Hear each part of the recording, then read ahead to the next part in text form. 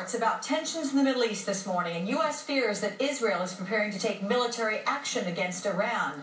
The Defense Department has released video from a week ago of 3 Iranian boats approaching American ships. They're in Iran's Strait of Hormuz, and the U.S. has warned Iran not to try to close the strait.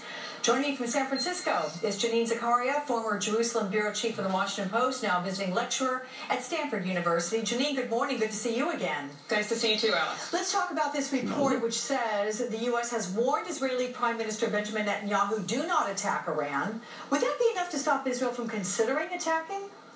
No, I don't think it would. Of course, it would be very difficult for Israel to carry out such an ambitious military strike without coordination with the United States. Perhaps a little bit easier now that the U.S. no longer has a large military presence in Iraq, which of course Israel would have to overfly to get to Iran.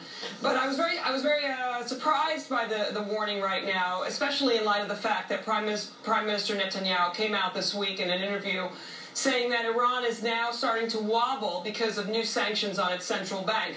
I think he's signaling, in fact, that the option of a military strike is not on the front burner for Israel right now. Well, perhaps, but we know the U.S. has started to, as they're saying, safeguard American facilities there in that region in case of armed conflict. So how do we interpret that?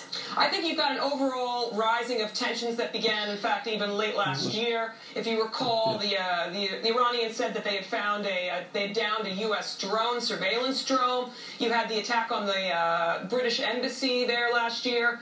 Now you've got the former U.S. Marine who was sentenced to death in Iran there, and you've got a lot of things that are happening in addition to the rhetorical back and forth between Israel and Iran that sprouts up every couple months. So I think the U.S. is being precautious. Do you think in this situation Israel is working as a partner with us, or does Israel's actions undermine the fact that we're trying to control Iran by sanctions?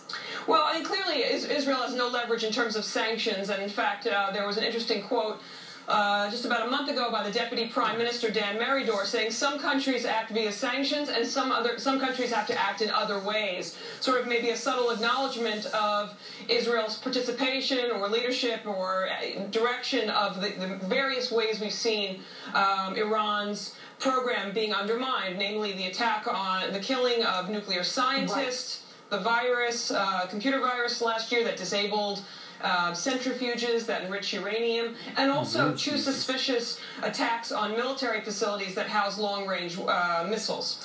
The killing of the Iranian scientists, though, who's behind that? I mean, I know we don't know for sure, but if it were to be Israel, as has been publicly speculated, how would they be able to even launch such an attack like that? Well, you'd have to ask the Mossad that. They probably wouldn't give you a clear answer. But Israel is known in the intelligence community of being able to recruit people, I would suspect, outside of Iran, Pakistan, maybe somewhere else, to be able to carry out these very ambitious incredibly planned attacks where these motorcycles are racing up next to the cars of the scientists and they're placing the bomb on the cars. There have been at least 4 scientists killed in the past 2 years. In fact, the first killing was exactly 2 years ago.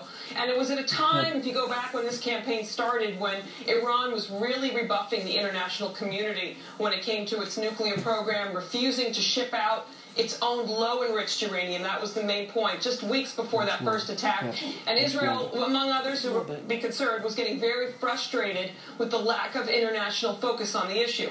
So I think you see it's quite likely and quite possible that Israel is behind it, and naturally they wouldn't acknowledge it, but they certainly have not really vehemently denied it either. Okay, Janine Zakaria, always a good conversation with you. Thanks so much. My pleasure. We're following developing news.